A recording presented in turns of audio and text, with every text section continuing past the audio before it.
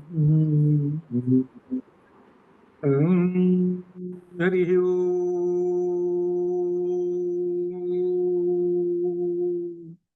గురు బ్రహ్మ గురుర్విష్ణు గురుర్దేవో మహేశ్వర గురు సాక్షాత్ పరం బ్రహ్మ తస్మై శ్రీ గురవే నమః. జ్ఞానానందమయం దేవ నిర్మలస్ఫటికాకృతిం ఆధారం సర్వవిద్యానాం హయగ్రీవ ఉపాస్మహే హయగ్రీవముపాస్మహే. అరుణాంకరుణాతరంగితాక్షీం ధృతవాసాంకుశపుష్పబాణచాపాం అణిమాదిభిరావృతాం మయూఖైః అహమిత్యేవ విభావయే భవానీ. అభవిత్యేవ విభావయే భవానీ. శుక్లాం బ్రహ్మ విచారసార పరమాం ఆద్యాం జగద్వ్యాపినీం వీణాపుస్తకధారిణీ అభయదాం జాడ్యాన్ధకారాపహాం హస్తే స్ఫాటికమాలికా విదధతీం పద్మాసనే సంస్థితా వందే తాం పరమేశ్వరీ బుద్ధిప్రదాం భగవతీ శారదాం శారదాం భోజవదనా వదనాంబుజే సర్వదా సర్వదా అస్మాకం సన్నిధిం క్రియాతు సన్నిధిం క్రియాత్. సరస్వతీ నమస్తుభ్యం వరదే కామరూపిణి విద్యారంభం కరిష్యామి సిద్ధిర్భవతు మే సదా. విమలపటీ కమలపుటీ పుస్తక రుద్రాక్ష శస్తహస్తపుటీ కామాక్షి పష్మలాక్షి కలిత విపంచీ విభాసి వైరించి. ఓం సరస్వతీ నమః. లలితా రహస్యనామములు స్థూల సూక్ష్మ రూపములు అనేవి ఉన్నాయి. ఇందులో సూక్ష్మ రూపం అనేటువంటి మంత్రమయమైనటువంటిది అధ్యయనం చేశాం. అంటే 3 భాగములు. అంటే మొట్టమొదట ముఖము శిరస్సుకు సంబంధించినటువంటిది. దానికేమో మొట్టమొదటి ఒక మంత్రం అంటే శ్రీమద్వాగ్భవ కోటైక స్వరూప ముఖవంకజ అనేటువంటి ఈ నామం. ఈ నామంలో అంటే శ్రీ విద్యామంత్రంలో మొదటి భాగం అంటే కాయేల హ్రీం అనేటువంటి మొదటి భాగం. ఇందులో ఈ మంత్రశక్తి ఇమిడి ఉన్నది అనమాట ఈ నామంలో. ఇది అర్థం. తర్వాత నామం కంఠాధ కటిపటినంతే మధ్యకోట స్వరూపిణి. ఇది కంఠం నుంచి కటి దాకా ఉన్నటువంటిది. ఇదేవో హాసాకాహాల హ్రీం అనేటువంటి బీజాక్షరాలు ఇందులో నిక్షిప్తమై ఉన్నాయి. ఇది. తర్వాత మూడవది కటి దగ్గర నుంచి పాదముల వరకు శక్తి కూటైక తాపన్న కట్యధో భాగధారిణి అనేటువంటి నామం. ఇందులోనేమో సాకాల హ్రీం అనేటువంటి నిక్షిప్తం అయి ఉన్నది. ఇది అర్థం. ఈ 15 అక్షరాలని ఎవరైతే ఉపాసన చేస్తారో అనగా ఈ పంచదశి మంత్రాన్ని ఉపాసన చేస్తారో వాళ్ళకి ఇక్కడ ఒక విశేషం ఏమిటంటే చివరికి ఏమిటంటే ఈ శరీరంలో ఉన్నటువంటి ఈ శరీరం ఏదైతే ఉందో పాంచభౌతికమైనటువంటి శరీరము ఇదంతా నశించి అంత శూన్యమైపోతుంది. ఇది అర్థం అనమాట. అనగా ఈ త్రిగుణములతో ఉన్నటువంటి ఈ శరీరం అంతా శూన్యమైపోయిన తర్వాత కనపడేది ఏమిటయ్యానంటే లోపల బ్రహ్మము. అది అర్థం. పంచదశి మంత్రం యొక్క ఫలితం ఏమిటంటే చివరికి ఇది మొత్తం శూన్యమైపోతుంది. కాబట్టి శూన్యం కావటానికి ఉపయోగించే ప్రధాన బీజాక్షరం ఏంటంటే హ్రీం అనే బీజాక్షరము. ఈ బీజాక్షరంతో మిగిలిన బీజాక్షరాలను అనుసంధానం చేసుకుంటూ ఈ 15 బీజాక్షరాలని 15 పంచదశి. 15 అంటే పంచదశి. ఇదే పంచదశినే శ్రీ సూక్తంలో మొదటి 15 మంత్రాలు. ఇది అర్థం అనమాట. ఇది శ్రీ సూక్తంలో మొదటి 15 మంత్రాలు. 16వ మంత్రం కూడా శ్రీ సూక్తంలో కలుపుకున్నప్పుడు షోడశి అవుతుంది. అట్లే దీనిలో కూడా శ్రీం బీజాక్షరం కలుపుకుంటే చివరికి అప్పుడు షోడశి అవుతుంది. ఇది అనమాట అర్థం అనమాట. ఇది ఇంతవరకు మనకు దీని ప్రకారంగా కొంతమంది ఈ విధంగా చేస్తారు, కొంతమంది అనమాట. ఇవి చేసేటువంటి వాళ్ళు ఎవరు చేస్తుంటారే అంటే సహజంగా మన గృహస్థులు ఉన్నారే వీళ్ళకి అవకాశం కుదురుతుంది. ఏది ఈ పద్ధతిగా అమ్మవారిని దర్శనం చేసుకొని మోక్షరూపం పొందడం అనేటువంటిది. అనగా క్రమంగా మోక్షం అంటే చతుర్విధ ఫల పురుషార్థ సిద్ధితం అయిన తర్వాతనే అమ్మవారిని ఈ విధంగా పంచదశ చేస్తున్నాడు అని అంటే ఏంటనమాట, లక్ష్మి యొక్క అనుగ్రహము, అమ్మవారి యొక్క అనుగ్రహము, సరస్వదేవి యొక్క అనుగ్రహం అన్నీ ఉంటాయినాయి. అటుగా చతుర్విధ ఫల పురుషార్థ సిద్ధితం అంటే ధర్మ అర్థ కామ మోక్ష చివరిదైన మోక్షమైనది ఆ మోక్షాన్ని ప్రసాదిస్తుంది. అంటే ఈ 3 ప్రసాదిస్తూనే చివరిది అనమాట. అది అర్థం. అది పంచదశి వలన చతుర్విధ ఫల సిద్ధ్యర్థం ఇది అనమాట. ఇలా అయితే దీని గురించి అంత విశేషంగా రాసినటువంటి కవి మహాపండితుడు అనేటువంటి ఆయన ఉన్నాడు, భాస్కర్ రాయల వారు ఉన్నారు. భాస్కర్ రాయల వారే ప్రధానంగా ఈ లలిత రహస్యశాస్త్రాలకు వ్యాఖ్యానం రాసింది ఆయన. ఈయన కాశీలో ఉంటాడు. ఈయన కూడా పెద్ద విశేషంగా కూడా ఒక సందర్భాన్ని బట్టి చెబుతాను. అయితే దీని గురించి కూడా ఒక పుస్తకం కూడా రాశారనమాట. ఆయన వరివశ్య అనేటువంటి పుస్తకం ఒకటి ఉన్నది. రాసినటువంటి పుస్తకం 15 అర్థాలతో రాశాడు. 15 అక్షరాలు 15 అర్థాలతో రాసినటువంటి వరివశ్య అనే ఒక పుస్తకం ఉంది. ఆ పుస్తకం మా దగ్గర ఉంది, అధ్యయనం చేసాము. దానిలో విశేషంగా ఉంటుంది. దాంట్లో కాశీ వెళ్ళినప్పుడు అక్కడ చౌషష్ఠి మాత అనేది ఒక గుడి ఒకటి ఉంది. ఇది అర్థం చేసుకొని చదువుకున్నటువంటి వాళ్ళు కాశీ వెళ్ళినప్పుడు చూసి వస్తారు. నేను వెళ్ళి చూశాను. నేను ఎక్కడంటే చౌషష్ఠి మాత అంటే చతుషష్ఠి కోటి యోగిని గణసేవిత అని ఒక నామం ఉంది, అమ్మవారి నామం. ఆ నామం షార్ట్ చేసుకుంటే ఏం చేశారంటే చౌషష్ఠి మాత అన్నారు. చౌషష్ఠి అంటే ఆ భాషలో 64 అట్లా. దానికి ఒక కథ ఉంది అనమాట ప్రత్యేకంగా. వెళ్ళి చూసినప్పుడు ఏముంది, పెద్ద పేరుకి ఉంది కానీ పాపం ఆ దీపం వెలిగించి ఆ పూజలు ఇవన్నీ ఎప్పుడు చేస్తుంటారో ఏమో, మరి ఇప్పుడు కాసో బాగుండొచ్చు అట్లా అనమాట. సరే, అయితే ఏమిటంటే ఇక్కడ విశేషం ఏమిటంటే దీనిలో మనం ఈ చెప్పుకునేటప్పుడు మహాపండితుడు కవి అయినటువంటి ఆ భాస్కర్ రాయల వారిని స్మరించాలి. ఈ లలిత పట్టుకున్నటువంటి వాళ్ళు అనమాట. చాలా మంది పారాయణ చేసే వాళ్ళకి ఏం తెలియదు, భాస్కర్ రాయల వారిని గురించి తెలియదు. ఆయన గురించి నా పుస్తకంలో కూడా మొదటి భాగంలో రాశాను నేను, భాస్కర్ రాయల వారిని గురించి. అది ఒకసారి చదువుకుంటే కొత్త విశేషం కూడా తెలుస్తుంది. ఇది సరే, 3 భాగములు అంటే శ్రీమద్ భాగవతోటయ ముఖము, శిరస్సు, మధ్యకూటము, తర్వాత 3వ శక్తికూటము. ఇవి దీని ద్వారా పొందవచ్చు అని చెప్పారు. చివరికి అంతా నశించిందండి. చివరి మిగిలేది ఏమిటంటే కళేవరం మిగులుతుంది. మూల కోట త్రయ కళేవర. ఈ 3 కూటాలు ఉన్నాయి, శిరస్సు ఇది 3. చివరికి ఇది ఏమవుతుంది అంటే ఒక కళేవరం, ఒక అస్థిపంజరం అయిపోయింది. అస్థిపంజరం అయిందంటే అర్థం ఏంటనమాట, దీనిలో ఉన్నటువంటి ఏవైతే ఉన్నాయో ఈ భౌతికం ఏంటి, పాంచభౌతికాలు ఉన్నాయో మొత్తం పోయినాయి అని అర్థం అనమాట. చివరికి పోయిన తర్వాత ఏం మిగిలిందయ్యా అని అంటే అర్థం ఏంటో ఆత్మ మిగిలింది అని అర్థం అనమాట. ఆత్మ మిగిలింది కాబట్టి ఆత్మను దర్శనం చేసుకుంటాడు అని ఇందులో మూలకోట త్రైకళేవరా అంటే ఇందులో చివరికి శ్రీం బీజాక్షరం యొక్క శక్తి కనపడుతున్నది, అది అర్థం అనమాట. శ్రీం అనేటువంటి బీజాక్షరానికి అర్థాలు సహజంగా ఏమని అర్థం చేసుకుంటారంటే లక్ష్మీదేవి అని అర్థం చేసుకుంటారు. శ్రీం అనేటువంటి బీజాక్షరానికి, శ్రీం అనే బీజాక్షరానికి ఇంకా అర్థాలు ఉన్నాయి. దానిలో శ్రీం అనే బీజాక్షరానికి మోక్షము అని అర్థం ఒకటి ఉన్నది. ఇక అవి కాకుండా ఇంకొకటి ఉన్నది. ఇంకోటి ఏది, శ్రీం అంటే సాలెపురుగు కూడా అర్థం. శ్రీకాళహస్తిలో శ్రీ అనేటువంటిది సాలెపురుగు అది అనమాట. ఇలా నానార్థాలు ఉంటాయి, సందర్భాన్ని బట్టి అర్థం చేసుకోవాలి ఇది. కాబట్టి ఈ శ్రీ విద్యా మంత్రంలో ఏమిటంటే శ్రీ అంటే మోక్షం ఇచ్చేటువంటి విద్య అని అర్థం. అది శ్రీ విద్య అంటే అది మోక్షం ఇచ్చేటువంటి విద్య, అది అనమాట. అది ఇందులో తెలియదు ఏంటంటే, కాబట్టి చివరికి ఆత్మ మిగిలిపోయింది, ఇది అర్థం. ఈ ఆత్మ మిగిలిపోయింది అని అంటే ఏమిటి, కూడా ఒక విశేషం చెప్పుకోవాలి. గాయత్రి మంత్రం అనేటువంటిది ఒకటి ఉన్నది. అది ఎక్కడి నుంచి వచ్చింది అని అంటే ఋగ్వేదం నుంచి వచ్చింది. ఆ గాయత్రి మంత్రాన్ని ఉపాసించాల్సినటువంటి ధర్మం అంతా కూడా ఎవరికి, బ్రాహ్మణులకు ఉన్నది. అంటే గాయత్రి మంత్రాన్ని ఉపాసిస్తున్నాడు అని అంటే ఆయన బ్రాహ్మణుడు. ఉపాసించటం లేదయ్యా, బ్రాహ్మణుడు కాదు. అంటే దానిలో సందేహం ఏమీ లేదు. దానిలో కొంతమంది కూడా గాయత్రి మంత్రం చెప్పండిరా అని అంటే ఏమో అది ఎట్లుంటుందో నాకు తెలియదు అనేటువంటి మహానుభావులు చాలా మంది ఉన్నారు. అది ఎటువంటి వాళ్ళు ఉన్నారు. వాళ్ళందరూ పేరుకు వీరు బ్రాహ్మణులు అని చెప్పి చాలా తప్పు. దానివల్లనే కర్మపాశాలు అనుభవిస్తారు అది వాళ్ళు. కాబట్టి వాళ్ళు తప్పనిసరిగా గాయత్రి మంత్రాన్ని ఉపాసిస్తూ ఉంటారు.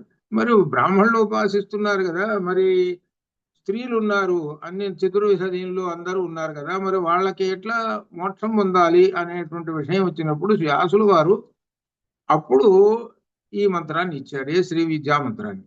ఈ శ్రీ విద్యా మంత్రాన్ని అందరూ ఉపాసించవచ్చు అనగా వర్ణ భేదం లేకుండా, అది అర్థం అన్నమాట.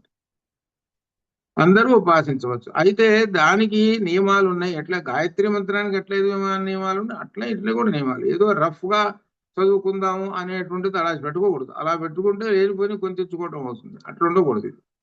అట్లనే శ్రీ విద్యా మంత్రాన్ని ఉపాసించినటువంటి వాళ్ళు 12 మంది ఉన్నారు. 12 మందిలో మొదటి వాడు మన్మధుడు, తర్వాత దుర్వాస మహాముని, అగస్త్య మహాముని, ఇట్లా చాలా మంది ఉన్నారు. అగస్త్య మహాముని ఆయన భార్య లోపాముద్రార్చిత అనే నామం మనకు ఇందులో వచ్చింది. ఏది లలితలో వచ్చింది, లోపాముద్రార్చిత అనేటువంటి నామం.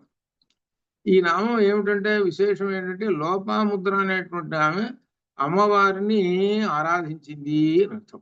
ఏమిటి విశేషము అని అంటే ఇక్కడ ఒక విశేషం ఇదేంటంటే అగస్త్యుడు మహర్షి వివాహం చేసుకోలేదండి.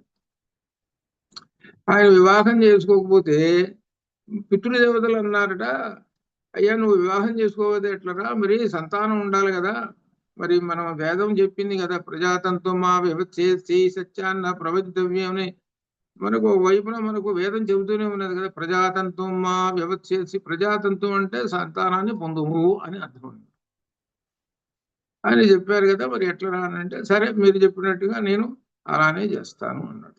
ఎవరు? అగస్త్య మహర్షి. అందుకని ఆయన ఏం చేశాడనంటే అగస్త్య మహర్షి వివాహం చేసుకోవాలి కదా, ఓ రాజుగారి దగ్గరికి పోయినాడు. ఆ రాజుగారి దగ్గరికి పోయి నేను వివాహం చేసుకుంటానయా, మీ కన్యని ఇవ్వవయ్యా అని అన్నాడు.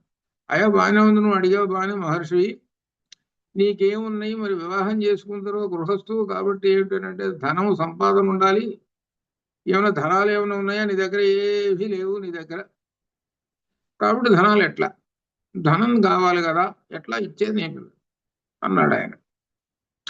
అని అంటే అప్పుడు ఆయన ఏం చేశాడు అనమాట, ధనం కోసం ఏం చేశాడు, ఓ రాజుగారి దగ్గర పోయినాడు.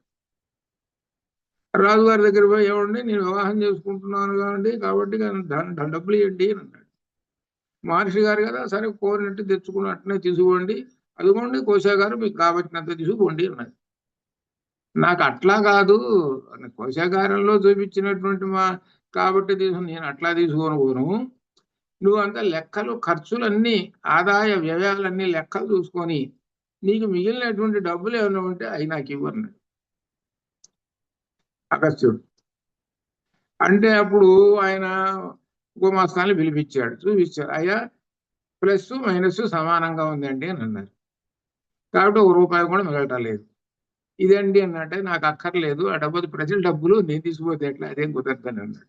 నువ్వు సంపాదించిన డబ్బులు ఏదైనా ఉంటే అప్పుడు ఇవ్వు అన్నాడు. ఇక్కడేం లాభం లేకుండా పోయింది.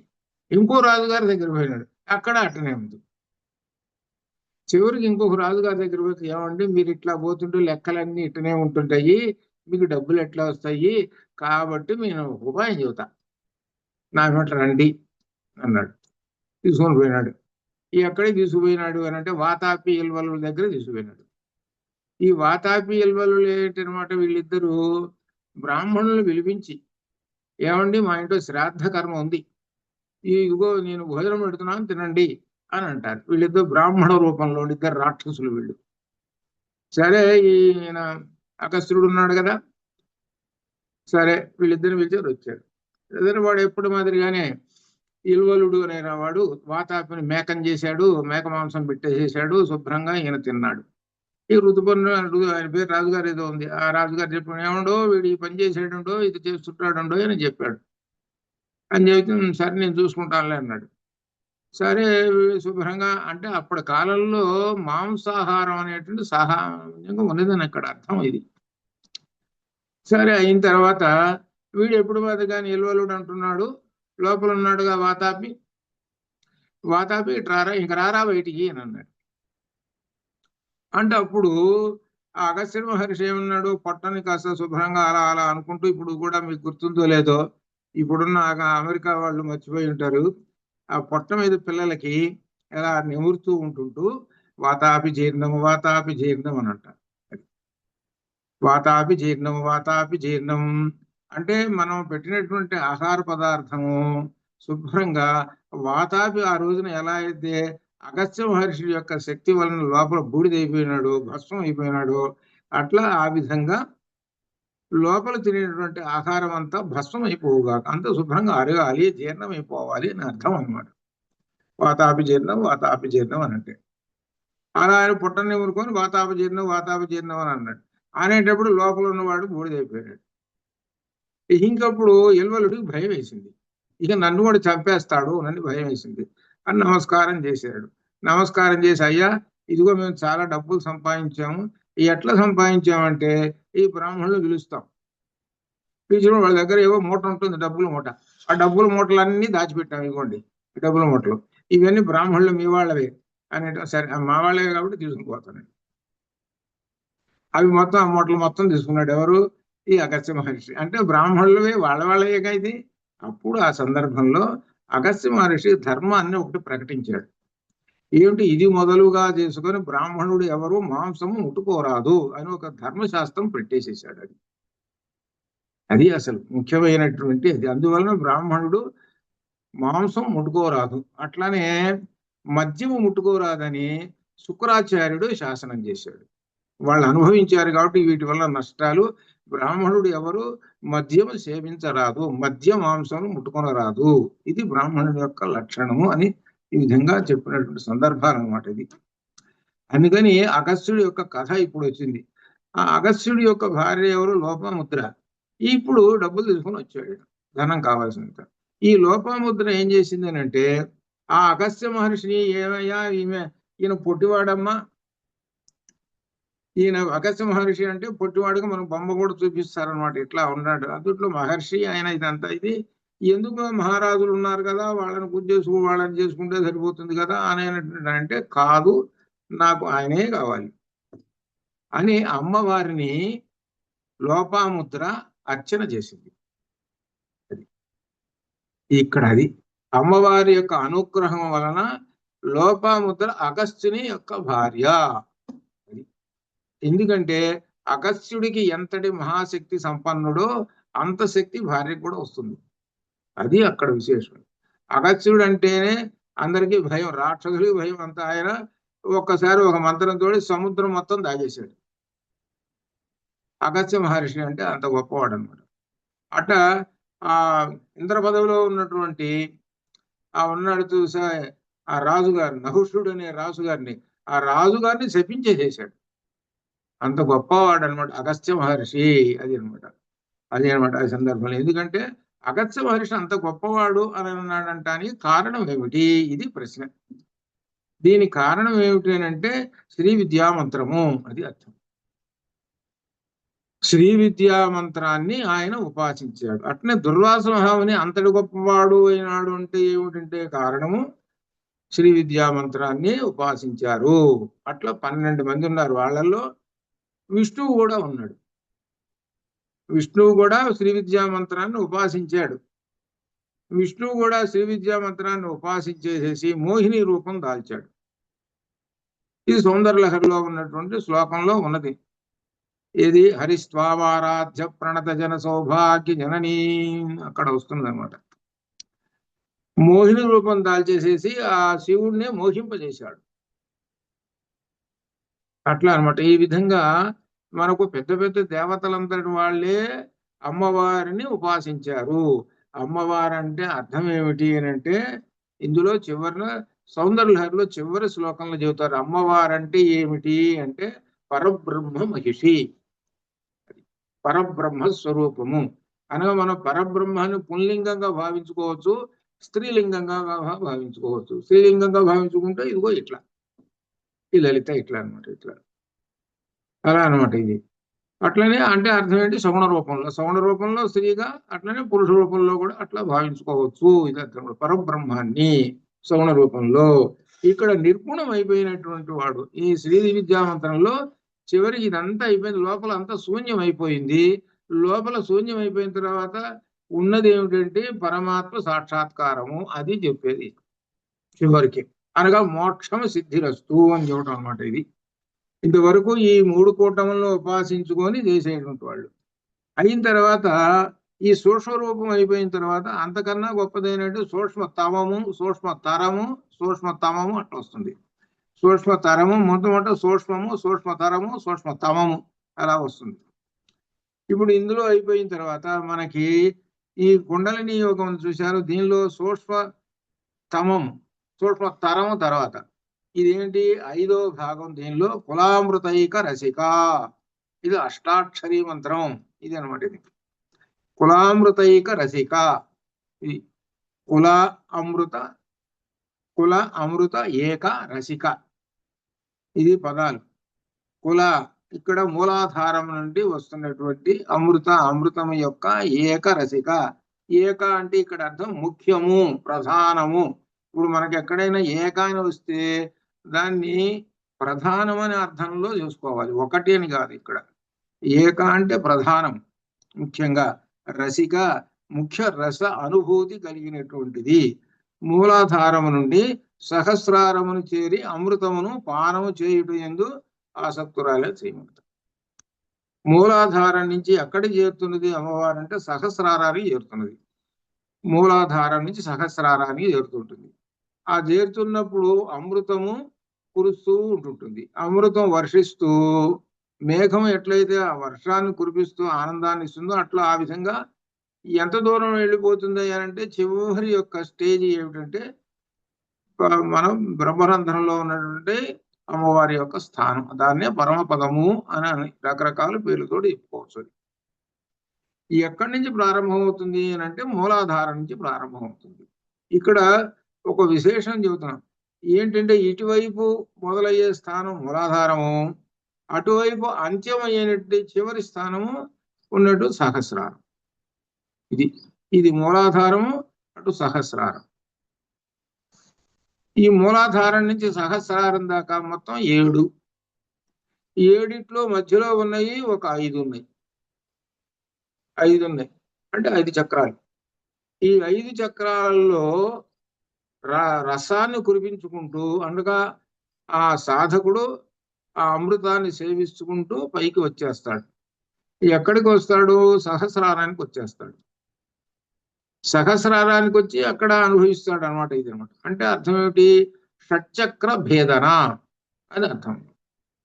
అంతక్రితం 3 కూటాల్లో అనేది షట్చక్ర భేదన కాదు, అది కేవలం మంత్రం చేతనే, మంత్రాన్ని జపిస్తూ ఉంటుంటాడు అంతే. ఇక్కడికి వచ్చేటప్పుడు అది కాదు, షట్చక్ర భేదన అని చెప్పాడు. షట్చక్ర భేదన చేయాలంటే ఏం చేయాలంటే ప్రాణాయామం, వాయువుని పూరక, రేచక, కుంభక ఇది పూరించాలి, కుంభకం చేయాలి, తర్వాత రేచకం చేయాలి. ఇట్లా చేస్తే అప్పుడు ఏమవుతుంది అంటే మూలాధారంలో ఉన్న కుండలిని ఉన్నది అంటే పాము. ఆ పాము నిద్రపోతున్నది. ఆ నిద్రపోతున్నటువంటి పాముని మనం చేతితోటి గనక అలా అంటే అది టచ్చిన లేచి పైకి బుస్సున పైకి కొడుతుంది. అది వెంటనే పైకి వచ్చేస్తుంది. అంటే దానికి తట్టాలి, అంటే దానికి చురుకు ముట్టాలి అని అర్థం. అది దానికి చురుకు ముడితే పైకి వచ్చేసేస్తుంది. పైకి అట్లా లేచి ఒక్కసారి ఇట్లా నిలబడుతుంది. నిలబడి నేను కాటేసేస్తాను అంటుంది. నన్ను కదిలించావు, ఆ వేడి టచ్ అయింది అనేటప్పటికీ నన్ను కదిలించావు వాళ్ళు కాటేస్తాను అంటుంది. అట్లనే ఈ మూలాధార చక్రం ఉన్నది, అక్కడ వాయువు నింపేశావు కదా. వాయువు నింపేయడం వలన ఏం కలుగుతుందంటే వేడి పుడుతుంది. వాయోరగ్ని, వాయువులోంచి పుట్టేది ఏమిటి? అగ్ని. అగ్ని అంటే వేడి. ఆ వేడి ఆ వెన్నుపాము అంటే దాని అర్థం సుషుమ్నా నాడి. అది దాని మధ్యలో ఉన్నది సుషుమ్నా నాడి. ఆ సుషుమ్న అనే పాము, ఆ సుషుమ్నా పామే అమ్మవారు. అది ఆ శక్తి అమ్మవారు, అది అర్థం. ఒక్కసారి టచ్ అయ్యేటప్పటికి ఆ పాము ఒక్కసారి ఆ శక్తి, సుషుమ్నా శక్తి పైకి ఒక్కసారి లేచేటప్పటికి, అనగా దానికి మధ్యలో ఉన్నటువంటి చక్రాలు ఉన్నాయి, ఒక 5 చక్రాలు. ఈ 5 చక్రాలన్నిటినీ ఛేదించుకుంటూ పైకి నిలబడుతుంది. పడగ ఎత్తి పైకి నిలబడుతుంది. ఎక్కడికి వెళ్ళి నిలబడుతుంది అని అంటే అది సరాసరి బ్రహ్మరంధ్రంలో ఉన్నటువంటి ఆ చంద్రమండలం ఉన్నది, చంద్రమండల స్వరూపుడైనటువంటి అమ్మవారు. తెల్లగా ఎలా ఉంటుంది అని అంటే అది మంచుగడ్డలాగా ఉంది. మంచుగడ్డ కరగాలంటే కాస్త ఎండలో పెడితే చకచక కరిగిపోతుంటుంది ఆ వేడికి. అక్కడ ఉన్నది కదా, వెంటనే ఏం చేస్తుంది ఈ పాము? ఒక్కసారి తన ఐదు ఐదు తలకాయలు ఉంది. ఐదు తలకాయలు చూడండి, పాము ఏం చేస్తుందంటే ఒక్కసారి ఆ చంద్రమండలాన్ని కోపంతో వెళ్ళిపోయింది కదా, కాటేయటమే కదా దీని పని. అందుకని వెళ్ళి పైకి వెళ్ళినటువంటి ఆ చంద్రమండలాన్ని అనర్థ అమ్మవారి యొక్క అమృత స్వరూపమును, అది ఆ అమృతాన్ని అలా కాటేసింది, పట్టుకున్నది, గట్టిగా పట్టుకున్నది, ఆ నోటితోటి పట్టుకున్నది. ఆ వేడికి ఏమైంది అనమాట, అది ఆ చంద్రమండలం ఒక వెన్నపూస ఉందనుకోండి, తెల్లగా ఉన్నది వెన్నపూస, దాన్ని పొయ్యి మీద పెట్టేసేటప్పటికల్లా దాని రూపం మారిపోయింది, అది ద్రవం అయిపోయింది. వెంటనే అది ఆ తెల్లనైనటువంటి ఆ చంద్రమండలం నుంచి అమృతము ఈ శరీరం అంతా వర్షము, అది అర్థం. అనగా ఈ 72,000 నాడులలో ఆ అమృతము వర్షించింది. అంటే అప్పుడు ఈ శరీరం అంతా అమృతమయమైపోయింది, ఈ శరీరం అంతా అమృతమయమైపోయింది.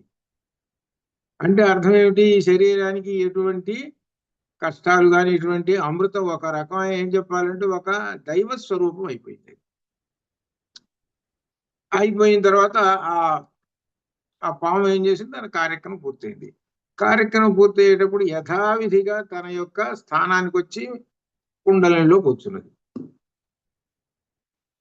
ఇలా అనుభవిస్తూ ఉంటుంటారు మహర్షులు, అటువంటి వాళ్ళు అగత్యుడు, అది అర్థం. అది అనమాట. ఇది మహర్షులు అంటే అది అర్థం అనమాట. అందువల్ల అంతటి వాళ్ళు వాళ్ళు ఇంత పని అంటే శరీరంతో ఉన్నారు వాళ్ళు. శరీరంతో ఉండి ఇది మనం చెప్పుకున్నటువంటి ఈ సూక్ష్మమైన రూపం ఉందే, ఆ రూపంతో అమ్మవారిని ఉపాసన చేసుకొని వాళ్ళ శరీరం అంతా అమృతమయం చేసుకుంటారు. అది అది మహర్షుల యొక్క విశేషం. అది అట్లా అనమాట. ఇది అది ఇందులో చెబుతున్నాడు. ఈ 90లో కులామృతైక రసిక అని చెబుతున్నాడు. ఇక్కడ విశేషం ఏమిటంటే అర్థం దీనిలో కు కు అంటే భూమి అనేటువంటి అర్థం. కు అంటేనే భూమి, కుధరము అంటారు. కు అంటే భూమిని, ధరము ధరించున్నది అంటే పర్వతము, కొండ, కు అదనమాట. కు అంటే భూమి, లా అంటే లీనమైనటువంటిది, భూమిలో లీనమై ఉండేటువంటిది, భూతత్వము లీనమైనటువంటిది. ఏమిటి భూతత్వం ఉన్నటువంటి చక్రం? ఏది? మనలో ఉన్న చక్రం మూలాధారము. అది మన 5 పంచభూతాలు తెలుసు కదా మనకి, ఆకాశం దగ్గర నుంచి భూమి దాకా తెలుసు కదా పంచభూతాలు. పంచభూతాలు పంచచక్రాలు, ఇది ఒకటి గుర్తుపెట్టుకో. పంచభూతాలు పంచచక్రాలు, పంచభూతాలు పంచ జ్ఞానేంద్రియాలు. పంచభూతాలకున్న శక్తులు ఏవైతే ఉన్నాయో లక్షణాలు అవన్నీ వీటికి ఉంటాయి అని అర్థం. అది మన ఇంద్రియాలు 5 ఇంద్రియాలు ఉన్నాయే పంచభూతాలు అవి. నాసిక ఏమో భూమి అయింది, కళ్ళేమో అగ్ని, చెవులేమో ఆకాశం, అట్లా ఈ విధంగా జలమేమో లోపల నాలుక, ఇట్లా అలా వాయువేమో చర్మం, వాయువేమో చర్మం. ఇట్లా ఈ విధంగా 5 అనగా అర్థం ఏమిటి? మన శరీరం పాంచభౌతికమైన శరీరము, అది అర్థం. అది అనగా పాంచభౌతికమైన శరీరం అని అంటే ఎక్కడి నుంచి వచ్చిందండి ఇది? పాంచభౌతికమైన శరీరం అన్నారు, ఎక్కడి నుంచి వచ్చింది అంటే సాక్షాత్తుగా పరమేశ్వరుని దగ్గర నుంచే వచ్చింది. పరమేశ్వరుడే ఈ రూపము, పరమేశ్వరుడే అన్నింటిలోనూ, ఆకాశంలోనూ వాయువులోను అన్నింటిలోనూ ఉంటూ అవన్నీతోటి వస్తూ ఆయన ఒక రూపాన్ని పొందాడు ఆ పరమేశ్వరుడు, లేక పరబ్రహ్మం. ఏం రూపం పొందాడయా అంటే స్త్రీ కావాలంటే స్త్రీ రూపం పొందాడు, పురుషుడు కావాలంటే పురుషుడు రూపం. కాబట్టి మనకు ఎదురుగా ఉన్నటువంటి పురుషుడు ఉన్నాడు అనుకో, పరబ్రహ్మం నమస్కారం అండి. అలానే ఎదురుగా స్త్రీ ఉందనుకో, నమస్కారం అమ్మ. అది ఇది అర్థం. వీళ్ళు ఎవరు అంటే సాక్షాత్తుగా పరమాత్మ స్వరూపులు వీళ్ళు, అది అర్థం.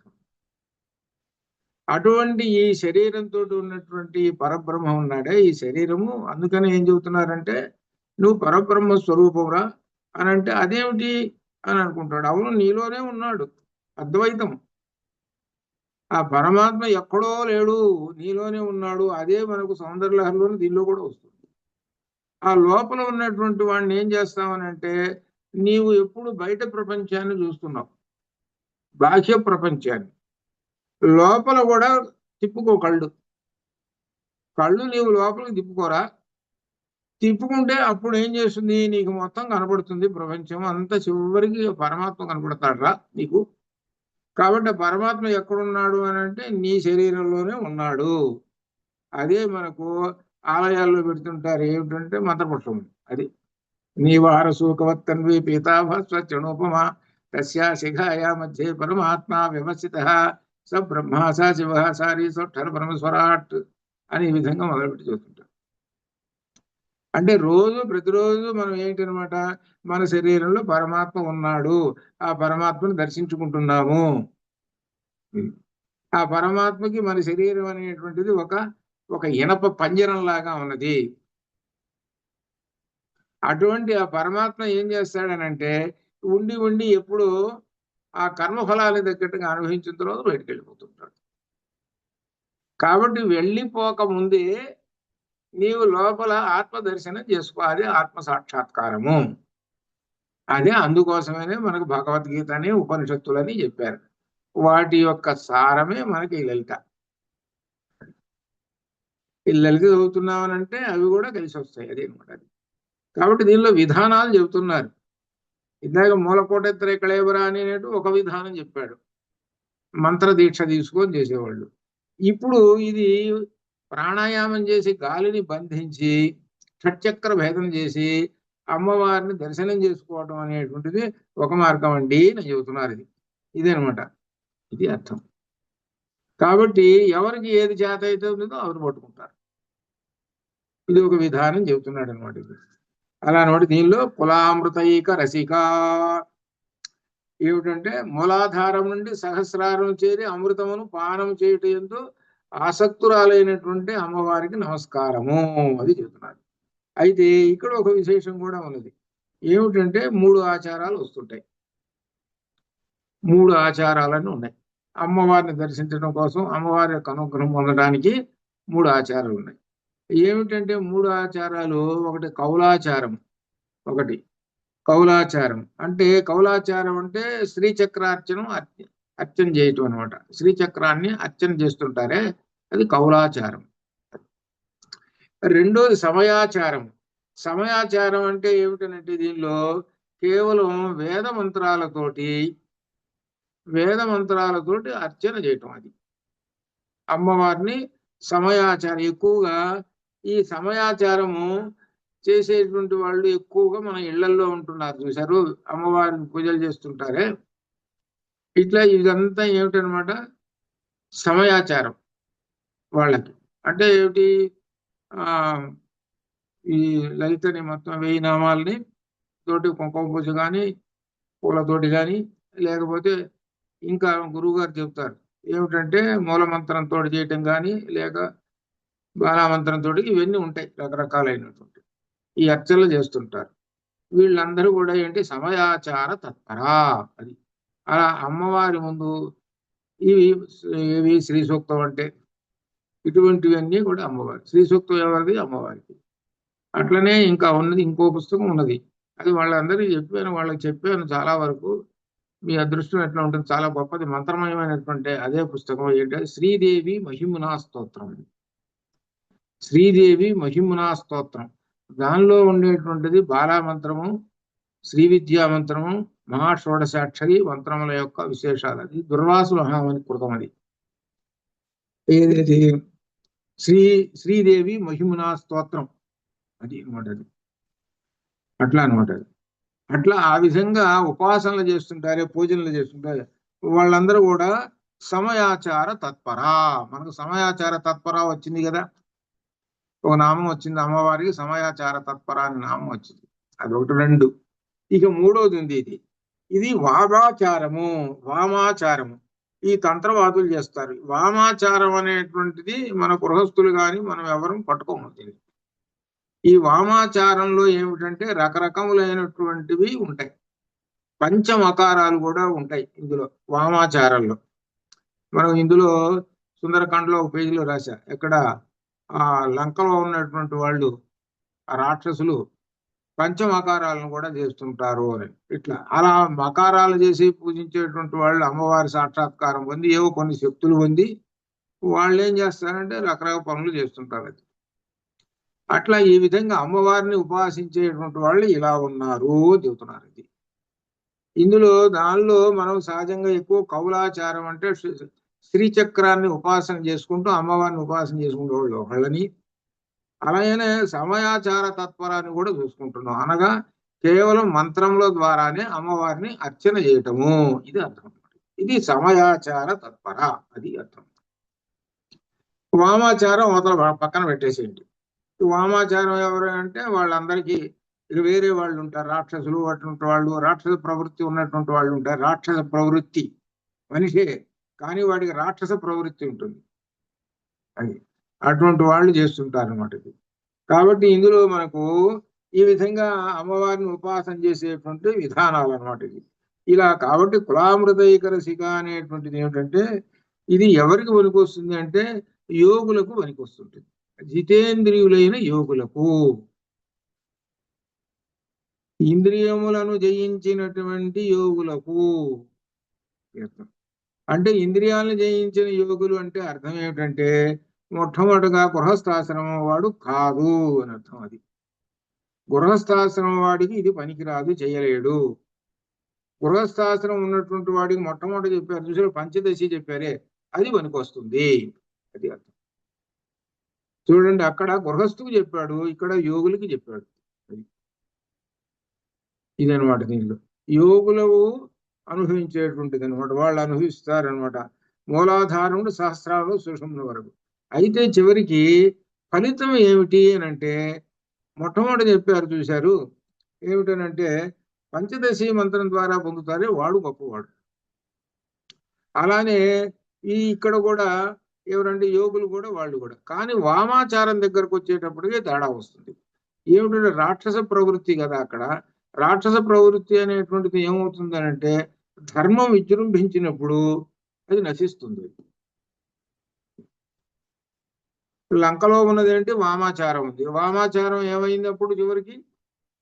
ఆ ఇంద్రజిత్తు వామాచారమే, రావణాసురుడు వామాచారమే. వాళ్ళు ఏమైనారు చివరికి? ధర్మం విజృంభించేటప్పటికి. ధర్మం ఎవరు? అమ్మవారే. అది అక్కడ వస్తుంది అనమాట. కాబట్టి అది వేరే ప్రత్యేకమైనటువంటిది. ఇట్లా ఈ విధంగా ఉంటుంది నేను చెప్పడం చెబుతున్నాను. అట్లా ఈ విధంగా కులామృతైక రసిక చివరికి యోగులు అనుభవిస్తుంటుంటారు. ఇది ఈ నామంలో విశేషమైనటువంటిది అని చెబుతూ తర్వాత 91లో కుల సంకేత పాలిని. కుల సంకేత పాలిని.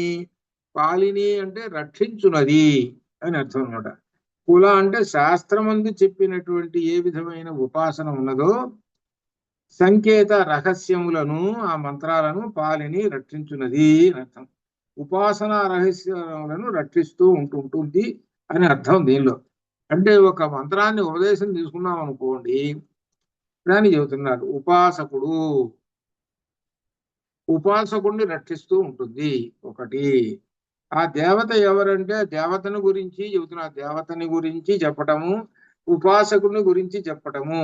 ఈ విధంగా ఏమని చెబుతున్నదంటే ఉపాసకుని గురించి, దేవతను గురించి, ఉపాసకుని గురించి ఈ సంబంధించిన మంత్రాలన్నీ ఉంటాయి ఇందులో చెబుతున్నది. కాబట్టి ఈ కుల మార్గముల రహస్యములు రక్షించుట. ఈ కుల మార్గంలో ఉన్న రహస్యాలు ఉంటాయి, ఉపాసన రహస్యాలను రక్షిస్తుంటుంది. అనగా ఉపాసన యందు ఏ రహస్యాలు అయితే ఉన్నాయో రహస్యాలను అమ్మవారు రక్షిస్తూ ఉంటుంటుంది. ఇదన్నీ ఎవరు? గురువు గారి దగ్గర పట్టుకుంటే వస్తాయి, గురువు గారు చెప్పేస్తారు. ఆ పంచదశి మంత్రం వచ్చినప్పుడు అబ్బాయి ఇది దీని యొక్క విశేషాలు ఇట్లా చేసుకోవాలి, ఇట్లా చేసుకోవాలి అని చెబుతారు. ఆ చెప్పినటువంటి వాటిని, దానికి సంబంధించినటువంటి వాటిని ఇతను ఆ యోగ సాధకుడు, ఆ సాధకుడు వాటిని అనుగుణంగా చేస్తూ ఉంటాడు. వీటిని ఏమిటంటే రహస్యములు అని అర్థం అన్నమాట. అనగా ఏమిటి? ఉపాసన చేసేటప్పుడు ఉపాసకుడికి ఉండే లక్షణాలు చెబుతాడు. ఆ లక్షణాలతో ఉండాలి. అలానే దేవత యొక్క లక్షణాలు చెబుతాడు, ఆ లక్షణాల గురించి తెలుసుకోవాలి. అలానే ఉపాసనకు సంబంధించినటువంటి విశేషాలు కూడా, ఉపాసకుడికి ఉండే లక్షణాలు వేరు, ఉపాసనకు చేసేటువంటి లక్షణాలు వేరు.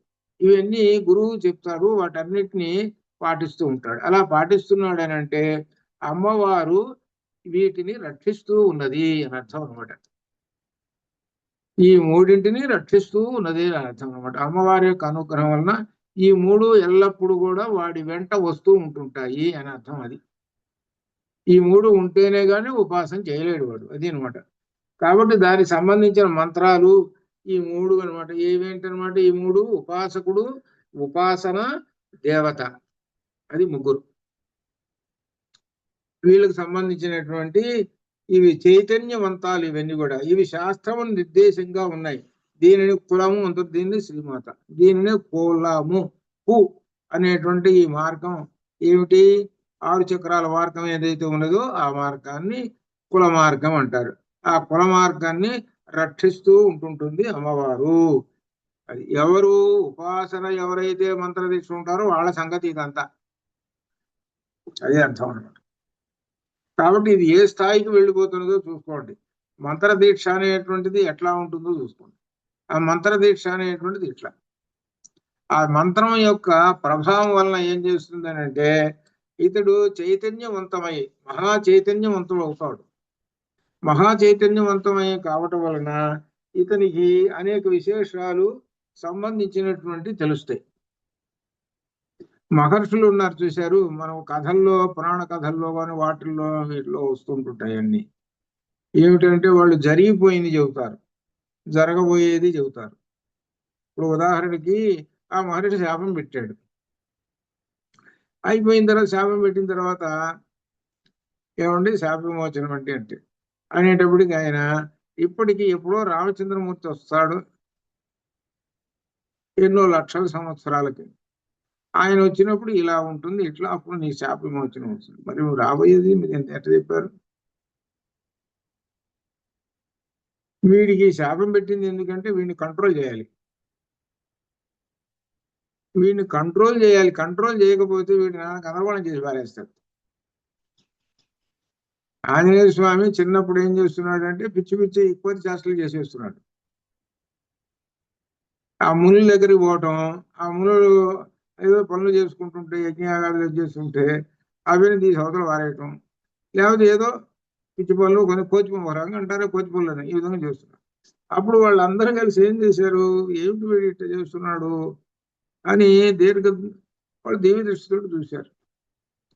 చూస్తే అప్పుడు ఏంటి, రామచంద్రమూర్తి రాబోతున్నాడు, రామచంద్రమూర్తి యొక్క కార్యక్రమాన్ని నెరవేర్చడానికి ముందుగా వాయుదేవుని కుమారుడు వచ్చాడు, కాబట్టి ఇతని యొక్క పరాక్రమము అప్పుడు పనికొస్తుంది కానీ ఇప్పుడు వద్దు, దీనివల్ల నష్టమే ఉంది, దీనివల్ల ఇతని పరాక్రమం చూపిస్తే, అందువలన శాపం పెట్టేశారు. కాబట్టి హనుమ, నీ యొక్క పరాక్రమం నీకు తెలియకుండా ఉండుగాక, ఎవరైతే చెబుతారో నీ పరాక్రమం అప్పుడు నీ శాప విమోచనం అవుతుంది అని పెట్టేశాడు. పెట్టేసేటప్పటికి ఎంతకాలం పట్టింది, ఇంకా రామచంద్రమూర్తే పుట్టలా, ఎప్పుడో పుడతాడు రామచంద్రమూర్తి. అప్పటికే జాంబవంతుడు ఉన్నాడు. ఈ జాంబవంతుడు తెలిసి జాంబవంతుడు కూడా మర్చిపోయినాడు. అంటే చాలా కాలం గడిచిపోయింది, వీళ్ళ వయసు చాలా పెద్దది, హనుమ కానీ వీళ్ళందరి యొక్క వయసులు చాలా పెద్దవి. ఎప్పుడు శాప విమోచనం అయింది? ఆ సందర్భం ఎప్పుడైతే ముఖ్యమైన కార్యక్రమం మొదలవుతున్నదో, సముద్ర లంఘనం, అప్పుడు ఈయనకి, ఈ జాంబవంతుడికి గుర్తుకు రావటం, ఆ శాప విమోచనం ఇదంతా చెప్పేటప్పటికి తనకు పూర్వం యొక్క శక్తులన్నీ కూడా మరలా లోపలికి ప్రవేశించాయి, లోపల శక్తులన్నీ వచ్చేసాయి. ఇక అప్పుడు అక్కడి నుంచి కార్యక్రమం, అనగా అక్కడి నుంచి రామకార్యం మొదలైంది. ఈ విషయమే ఉత్తర రామాయణంలో అగస్త్య మహర్షి చెప్పాడు, రామచంద్రమూర్తి చెప్పాడు అనమాట. ఏమిటి, ఈయనకు ఉన్నాడే, ఈ హనుమ ఉన్నాడే, ఈయన చూస్తుంటుంటే ఏమిటి ఇంత బుద్ధిమంతుడిలాగా ఉన్నాడు, ఇంత వాడు, ఈయన సుగ్రీవుడి దగ్గర మంత్రిగా ఉన్నాడు, సుగ్రీవుడు వాలి ఇద్దరికి పడదు, వాలి భయం వల్ల సుగ్రీవుడు అవతల కూర్చున్నాడు, మరి ఇంతటి గొప్పవాడై ఉండి కూడా ఆ సుగ్రీవుడి దగ్గర వాలిని ఎందుకు జయించలేదు అని అడిగాడు. అసలు వాలనేవాడు ఆ హనుమంతుడి దృష్టిలో గడ్డి పరక లాంటి వాడు, గడ్డి పరకను పీకి అవతల వాడేస్తే ఎట్టనో వారినట్టు పీకి అవతల వారేస్తాడు ఈయన. అటువంటి హనుమ ఎందుకు ఏమిటంటే అప్పుడు హనుమ చరిత్ర చెప్పుకుంటూ వచ్చాడు. ఇదంతా ఏమిటంటే మహర్షులకి భూత భవిష్యత్ వర్తమానాలు తెలుస్తాయి వాళ్ళకి. అలా తెలుస్తాయి అని అంటే ఇదిగో అమ్మవారి యొక్క ఉపాసన వాళ్ళకి. అందుకని అగస్త్య మహర్షి అమ్మవారి ఉపాసకులు అది అర్థం మహర్షులందరికీ. అంతటి శక్తి వస్తుంది అని అర్థం వాడికి. అదే దీనిలో కుల సంకేత పాలిని అదే అనమాట దీనిలో అనమాట. కులం, ఆ కులమును కుల మార్గమును రక్షించేటువంటిది. ఇదంతా కుల మార్గము అనగా లలితాదేవి మంత్రం, ఏ శ్రీదేవి విద్యా మంత్రం ఏదో నువ్వు పట్టుకున్నావు అనుకో, ఈ అవి మంత్రం అంటే కుల అమ్మవారి యొక్క మంత్రాన్ని పట్టుకున్నాను అని అర్థం అనమాట. కు అంటే భూమి అని ఒక అర్థం. ఇక్కడ అర్థం ఏంటి? కుల మార్గము. కుల మార్గంలో ఉన్నటువంటి షట్చక్రాలలో ఉన్నటువంటి దేవత ఎవరు అనగా అమ్మవారే. ఒక్కొక్క చక్రంలో ఒక్కొక్క పేరుతోటి అమ్మవారు. మూలాధారైక రసిక అక్కడ ఒక పేరు, సాకిన్యంబా స్వరూపిణి ఒక్కొక్క చోట, యాకిన్యంబా స్వరూపిణి, ఈ పేర్లు ఒక్కొక్క చక్రంలో ఒక్కొక్క పేరు. ఎవరు ఉన్నది అంటే అమ్మవారే. అమ్మవారు ఒక్కొక్క రూపంలో ఒక్కొక్క పేరుతోటి ఉంటుంది, ఒక్కొక్క వర్ణంతో ఉంటుంది. మళ్ళీ ఆ షట్చక్రాలలో ఒక్కొక్క వర్ణంతో ఒక్కొక్క రూపంతో ఒక్కొక్క అంటే ఒక చక్రానికి ఉన్న భేదం ఒక చక్రానికి ఉన్న భేదం ఉండదు, వేరు వేరు వివిధములుగా ఉంటాయి. 6 చక్రాలు. అక్కడ అమ్మవారు అన్ని చక్రాల్లో ఉంటుంది. అమ్మవారి యొక్క అనుగ్రహం పొందుతూ పోతుంటాడు. 6 చక్రం, ఈ చక్రం భేదించగానే అమ్మవారు కనబడుతుంటుంది. అక్కడ అమ్మవారి యొక్క అనుగ్రహం మళ్ళీ ఇంకో చక్రం భేదిస్తాడు. అలా చక్రాలు భేదించుకుంటూ వెళితే చివరికి అమ్మవారి యొక్క అసలు స్వరూపం బ్రహ్మస్వరూపము షట్నిదేవి ఎక్కడ కనబడుతుంది? సహస్రాలలో కనబడుతుంది. అందనమాట. అంత పని చేయాలన్నమాట. ఎవరు? ఈ సాధకుడు. అంటే ఈ సాధకుడు ఎటువంటి వాడు అని అంటే మహర్షి లాంటి వాడు. అది యోగం అట్లా అనమాట. ఇది అని చెబుతూ ఇందులో శ్రీ లలితాదేవి సంబంధించి శ్రీ విద్య గురువు ద్వారానే ఉపదేశము పొందాలి అని చెప్పాడు. గురువు ద్వారానే పొందాలంటే శ్రీ విద్యా మంత్రం. అంతేగాని పుస్తకంలో ఉంది, ఇక్కడ యూట్యూబ్లో ఉన్నాయి, అట్టున్నాయి ఇట్టున్నాయి, నేను పట్టుకుంటున్నాను అని అంటే ఏమాత్రం ఏం లాభం లేదు. అది దానివల్ల ఇంకా పొరపాట్లు చేస్తారు. ఇప్పుడు మీకు తెలియదేమో, చాలా విశేషాలు ఈ యూట్యూబ్లో వచ్చిన దగ్గర నుంచి తప్పులు చెబుతున్నారు. ముఖ్యంగా ఇవేమిటనంటే ఈ లలిత ఒకటి, సౌందర్యలహరి, ఇటువంటి వాళ్ళు ఏం చేస్తున్నారంటే కొంతమంది ఈ పుస్తకాలు ఉన్నాయి కదా, ఇటువంటి పుస్తకాలు 4 పుస్తకాలు కొనుక్కుండేది, చదువుకుండేది, 10 మందిని బాగు చేసుకుండేది, నేను చెబుతున్నాను గురువు గారు అని చెప్పడం. ఏదైనా పుస్తకంలో పొరపాటున అక్షరం అటు ఇటు ఇటు పడ్డదనుకోండి, అక్షరం అటు కొంచెం ఎడమ రాముని తోక ఉంది అనుకోండి, వీళ్ళు రాముని తోకనే చెబుతారు. ఇది చెప్పేవాళ్ళు. అంటే తెలియదుగా, భాషా పరిజ్ఞానం, సంస్కృత భాషా పరిజ్ఞానం లేదు కదా.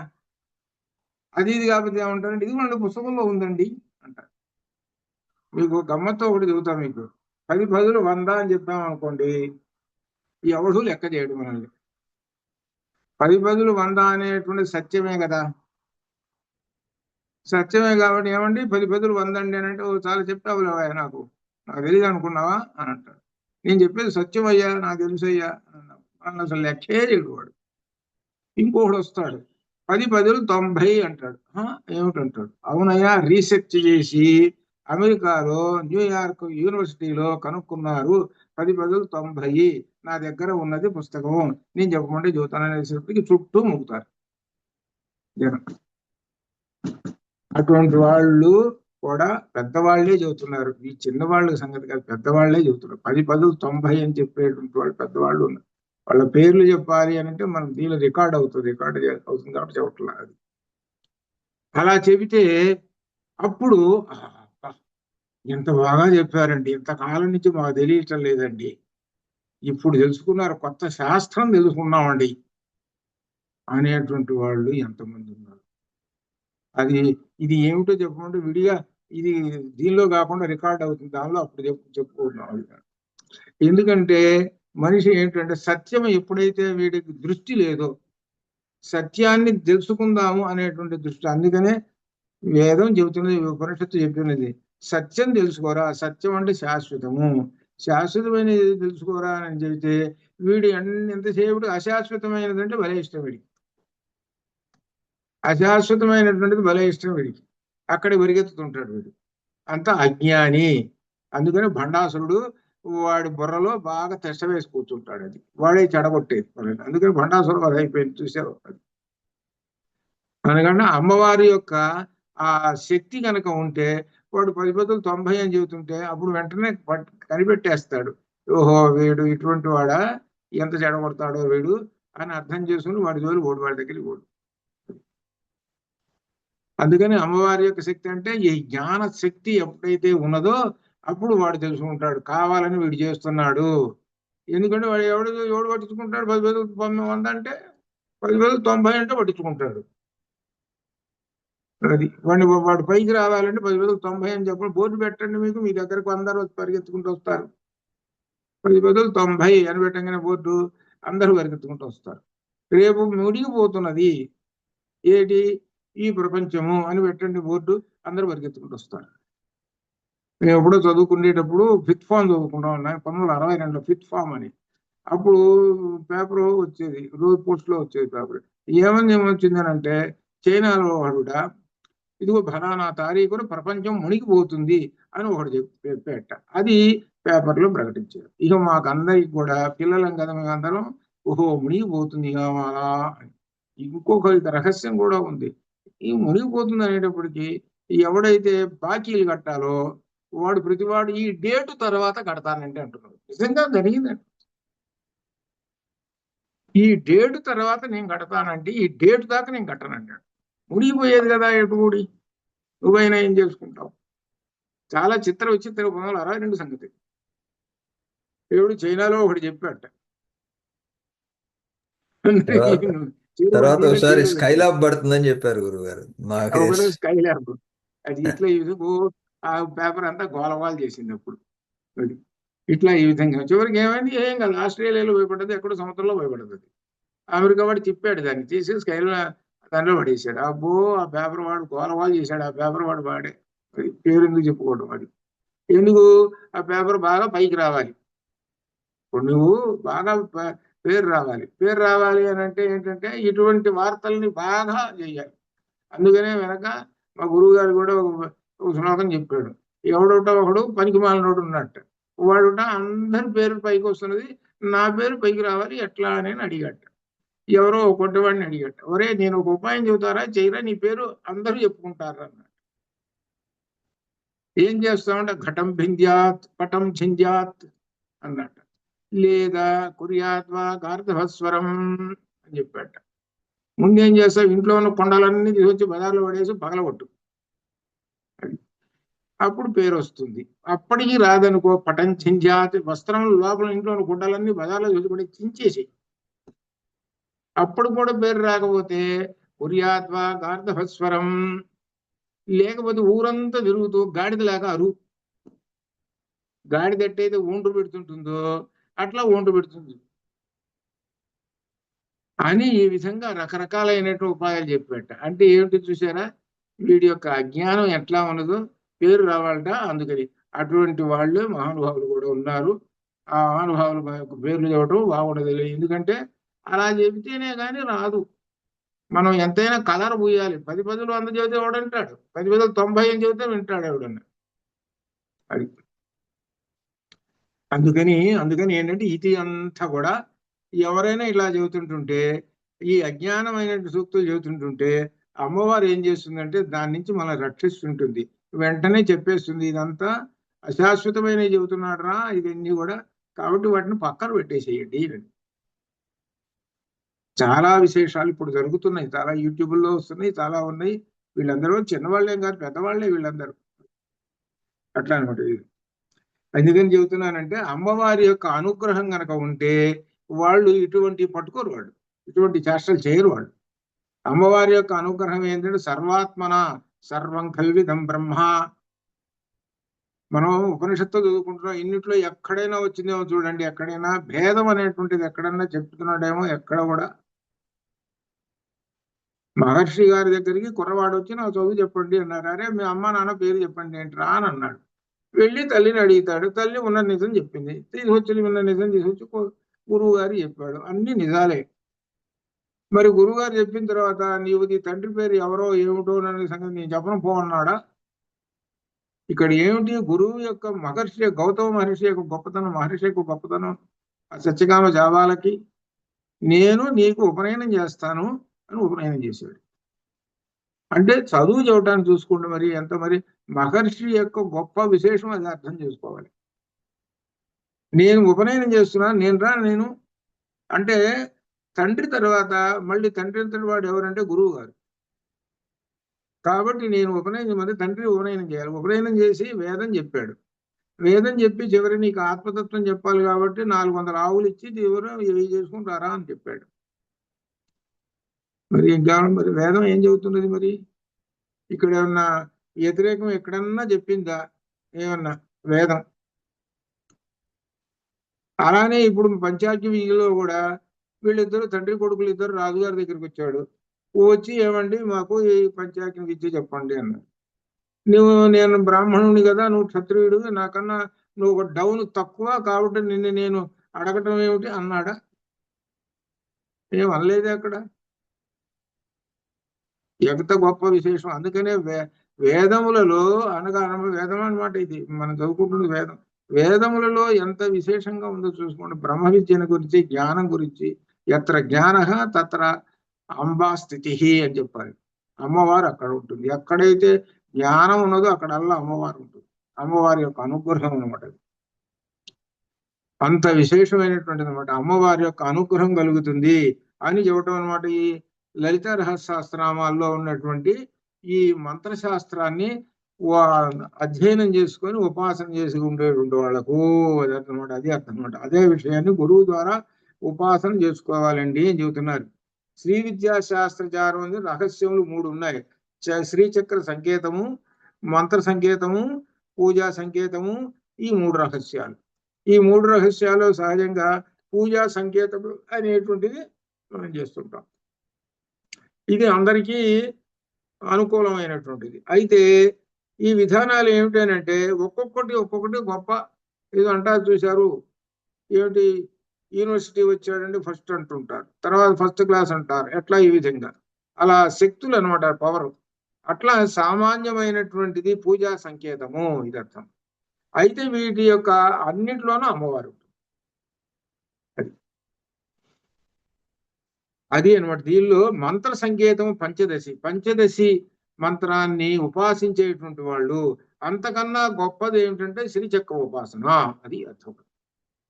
శ్రీచక్ర ఉపాసనలో అన్ని వచ్చేస్తాయి. పూజ వచ్చేస్తుంది, పంచదశి వస్తుంది, అన్ని వచ్చేస్తాయి. శ్రీచక్రంలో ఇవన్నీ ఉంటాయి.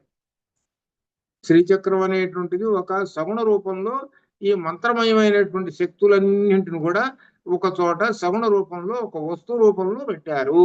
అది అర్థం. అది శ్రీచక్రం. ఆ శ్రీచక్రంలో పైన ఉన్నటువంటి బిందువు ఉన్నదే, ఆ బిందువే ఆధారము అన్నింటికి. ఆ బిందువు నుంచే చివరి దాకా 9 చక్రాలు వచ్చింది. బిందువులో నుంచే ఒక చక్రం, ఆ చక్రంలోంచి మళ్ళీ చక్రం, ఆ చక్రంలోంచి ఇంకో చక్రం, అట్లా చక్రాలు చివరికి మొత్తంలో కూడా 9 చక్రాలు వచ్చాయి. ఈ 9 చక్రాల్లో వివిధమైనటువంటి శక్తులు అన్నీ ఉన్నాయి. ఆ శక్తులన్నీ అక్కడి నుంచి వచ్చినాయి, బిందువులో ఉన్నటువంటి శక్తులే. అది అర్థం. అది శ్రీచక్రంలో ఉన్నటువంటి విశేషమైనటువంటి అదేనమాట. ఇట్లా పూజా సంకేతన అర్చన అనేటువంటిది ఈ 3 రహస్యాలను పాలిస్తూ ఉంటుంది అమ్మవారు. కుల సంకేత పాలిని. ఎవరైతే అర్చన చేస్తున్నారో ఆ అర్చనని రక్షిస్తూ ఉంటుంటుంది. అనగా అర్చనకు భంగము లేకుండా చేస్తుంది అని అర్థం. అది శుక్రవారాలు, మంగళవారాలు, లేకపోతే శ్రావణ మాసాలు ఈ విధంగా ప్రత్యేకమైన పూజలు చేస్తుంటారు. కొంతమంది నిత్య పూజ చేస్తుంటారు. నిత్య పూజ సామాన్య పూజ చేస్తుంటారు. విశేషమైన రోజులు విశేషమైన పూజ చేస్తుంటారు. ఇవన్నీ చేస్తున్నది అనంటే, రోజు చేస్తున్నారంటే అమ్మవారు ఆ అర్చనని రక్షిస్తూ ఉన్నది, అనగా పాలిస్తూ ఉన్నది. అనగా ఆ రక్షణ చేస్తున్నదే అంటే అర్థము ఏ మాత్రము వాటికి విఘ్నం కలగకుండా అని అర్థం. నువ్వు రోజు ఒక 10 నిమిషాలు అర్చన చేస్తున్నావు అనుకోండి, ఆ 10 నిమిషాలు ఒక టయానికి చేస్తుంటావు, ఆ రోజు చేస్తుంటావు. అది ఏమిటి విశేషం అని అంటే, నేను చేస్తున్నానని కాదు అక్కడ అర్థం. అమ్మవారు ఆ అర్చనను రక్షిస్తూ ఉన్నది అని అర్థం. అది అమ్మవారు రక్షిస్తూ ఉన్నది అనగా అర్థం ఏమిటి? నేను ఎల్లప్పుడూ కూడా రోజు ఈ మనిషి 10 నిమిషాలు పెట్టుకున్నాడు, ఆయన యొక్క మరి పరిస్థితి కదా, మరి ఉద్యోగానికి పోవాలి, అనేక పనులు ఉంటాయి కదా, అందుకని అతని యొక్క టైం ఒక 10 నిమిషాలు కేటాయించాడు. ఆ 10 నిమిషములు ఈ అర్చనకి ఆటంకం లేకుండా చేయటం, అదే ఎవరు అమ్మవారు చేస్తుంది, రక్షణ చేయటం అంటే అది. ఒక్కో రోజు గంట సేపు పెట్టుకుంటావు, ఒక్కో రోజు రకరకాలు ఉంటాయి, వీటన్నిటిని కూడా రక్షిస్తూ ఉంటుంది అమ్మవారు. ఇది అర్థం. అంటే నేను చేస్తున్నాను, నేను అన్ని పెట్టుకున్నాను, ఆ పూజా ద్రవ్యాలు, ఆ పుస్తకాలు అవి చదువుతాను, ఇవి చదువుతాను అని అనుకుంటున్నాను. నేను అని కాదు, అదంతా అమ్మవారు రక్షణ చేస్తున్నది, అమ్మవారే కల్పన చేసేస్తున్నది, అందరూ అమ్మవారే నీ చేత చేయిస్తున్నది. అది అర్థం చేసుకోవాలి. అట్లా ఈ విధంగా చెబుతూ అంతవరకు చెప్పి 92వ దీనిలో కులాంగన అని చెబుతున్నారు. కులాంగన అని, కుల అంగన, కుల పాతివృత్యాది గుణములు గల వంశములు జన్మించిన అంగన స్త్రీ, పాతివృత్యాది గుణములను శ్రీమాతకు అహది నమస్కారము. ఏ విధంగా అంటే, రహస్యముగా ఎవరికీ కనబడకుండా రక్షింపబడుతున్నదో ఆ విధముగా అవిద్యచే శ్రీ విద్య రక్షింపబడుతున్నది. మాత భక్తులకే దర్శనమిచ్చును, అన్యులకు ఇవ్వదు. తర్వాత సుందరకాండలో రావణుడు సీతను చూచుడు రాగా సీత తన శరీరం ఈ దానిలో విశేషమైనటువంటి కూడా రాబోతున్నది. దీనిలో ఒక సుందరకాండలో ఉన్నటువంటి విశేషాన్ని కూడా దీన్ని జోడించి మరి చెబుతున్నారనమాట. పాతివృత్యాది గుణములు గల వంశమును జన్మించిన అంగనా స్త్రీ, పాతివృత్యాది గుణముల శ్రీమాతకు నమస్కారము అని ఈ విధంగా ఆ శ్రీమాతను గురించి చెబుతున్నారు. ఏమిటంటే, పతివ్రత ఏ విధంగా రక్షింపబడుతున్నదో, పతివ్రత ఏ విధంగా ఎవరి చేత రక్షింపబడుతున్నది, అమ్మవారి చేత రక్షింపబడుతున్నదో ఆ విధంగా శ్రీ విద్యామంతం రక్షింపబడుతున్నది. అది అర్థం. శ్రీ విద్యయే అమ్మవారు, అది అర్థం అనమాట. శ్రీ విద్యను రక్షింపబడుతున్నది, రక్షించజేయబడుతున్నది ఎవరు? అమ్మవారు. ఎక్కడి నుంచి రక్షిస్తున్నది అమ్మవారు అని అంటే, ఎప్పుడో దుర్వాస మహాముని అగస్త్య మహర్షి శ్రీ విద్యామంత్రాన్ని ఉపాసన చేశారు. అప్పటి నుంచి ఇప్పటిదాకా వస్తున్నది అని అంటే, ఆ శ్రీ విద్యామంత్రాన్ని రక్షిస్తూ వస్తున్నది అమ్మవారు. అది అర్థం. అప్పటి నుంచి ఇప్పటిదాకా వస్తున్నది అంటే రక్షిస్తూ ఉన్నది కాబట్టి వచ్చింది, అది పోకుండా అని అర్థం అనమాట. అప్పటి నుంచి ఇప్పటిదాకా వస్తుంది అనమాట. ఇది త్రికరణ శుద్ధిగా, ఇంకొక మాట కూడా చెబుతున్నా, పాతివృత్యం అనేటువంటి దాని వాటికి త్రికరణ శుద్ధిగా భర్తను అనుసరించినది కులాంగన అనేటువంటిది అని అర్థం అనమాట. దీనిలో అర్థం ఏమిటి? మనకు ఈ కుల మార్గంలో అయ్యవారు అమ్మవారు ఇద్దరు ఉంటారు, ఆఫ్ అవుతారు. మనకు దీనిలో కూడా వస్తున్న ప్రతి దానిలో కూడా, ప్రతి చక్రంలో కూడా ఇద్దరు ఉంటారు.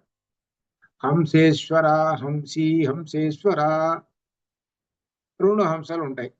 హృదయం దగ్గరకు వచ్చేటప్పుడు, అనాహత చక్రం దగ్గరకు వచ్చేటప్పుడు 2 హంసలు ఉంటాయి. సరస్సులో 2 హంసలు, ఒకటి ఆడహంస, ఒకటి మరహంస. హంసి, హంసేశ్వర అంటే అయ్యవారు అమ్మవారు. అట్లా ప్రతి చక్రంలోనూ అయ్యవారు అమ్మవారు, అయ్యవారు అమ్మవారు ఉన్న కలిసినటువంటి శక్తే ప్రతి చక్రంలో ఉంది అని అర్థం. అలానే ప్రతి చక్రంలో కూడా వ్యంజనాలన్నీ ఉంటాయి, అక్షరాలు, కాకి వ్యంజనం, ఇట్లా వీటన్నిటి కూడా ఇవి శివస్వరూపాలు. వీటన్నిటి కూడా అమ్మవారు ప్రాణం పోస్తుంది విశుద్ధి చక్రంలో, అప్పుడు అక్షరం తయారవుతుంది. అనగా ఒక అక్షరంలో ఇద్దరు ఉంటారు. కా అనే అక్షరంలో ఇద్దరు ఉన్నారు, అయ్యవారు అమ్మవారు ఉన్నారు. మా అనే అక్షరంలో అయ్యవారు అమ్మవారు ఇద్దరు ఉన్నారు. అట్లనే చక్రంలో, ప్రతి చక్రంలో అయ్యవారు అమ్మవారు ఇద్దరు ఉన్నారు. అమ్మవారు దర్శనం అవుతున్నది అని అంటే లోపల అయ్యవారు కూర్చున్నాడు అని అర్థం. అందుకనే మనకు దీనిలో చెప్తాడనమాట, విష్ణు ఈకి ఎల్లప్పుడూ కూడా అనపగామినిగా ఉంటుంది. శ్రీ సూక్తంలో వస్తుంది. విష్ణువుకి వెంట నడుస్తూ ఉంటుంటుంది అంటే విష్ణు యొక్క హృదయంలో ఉంటుంది. అందుకనే విష్ణువుకి ఏం పేరు పెట్టాడంటే శ్రీనివాసుడు అని పేరు పెట్టాడు. ప్రస్తుత కాలంలో విష్ణు అనాలనుకోండి, ఏం పేరు పెట్టాడు? శ్రీ లక్ష్మీదేవి నివాసముగా కలవాడు, ఆయన వక్షస్థలం మీద శ్రీ ఉన్నది. అర్థమైందా? చెప్పి తీసుకొచ్చి ఎక్కడ పెట్టారు? వెంకటేశ్వర స్వామి చేశారు. ఇప్పుడు అర్థమైందా? ఆ విష్ణువుని వెంకటేశ్వర స్వామి చేసేసారు. వెంకటేశ్వర స్వామి చేసేసి ఊర్ధ్వ ఉండ్రాలు పెట్టేశారు. అంటే పైకి నామాలు పెట్టారనమాట. అదేనమాట దీనిలో. అంటే ఏంటనమాట, ఎల్లప్పుడూ కూడా అయ్యవారిని వదిలిపెట్టకుండా అమ్మవారు ఉంటుంది. అయ్యవారు లేని అమ్మవారు లేడు, అమ్మవారు లేని అయ్యవారు లేడు. ఇది అర్థం. ఇది సగుణ బ్రహ్మంలో ప్రధానమైనటువంటి విశేషము. ఇది తెలుసుకోండి అని చెబుతున్నాడు. అదే విధంగా మనకి మళ్ళీ మనకు శనివారం, శుక్రవారం, మళ్ళీ మనకు రేపు పంచాగ్ని ఉంది కదా, చూద్దాం. సరే. శుభయాత్. ఓం పూర్ణమద పూర్ణమిదం పూర్ణాత్ పూర్ణముదచ్యతే పూర్ణస్య పూర్ణమాదాయ పూర్ణమేవావశిష్యతే తోమా సద్గమయ తమ సోమా జ్యోతిర్గమయ మృత్యోర్మామృతంగమేవం శాంతి శాంతి. శుభయాత్. ధన్యవాదం గురుగారు. నమస్కారం.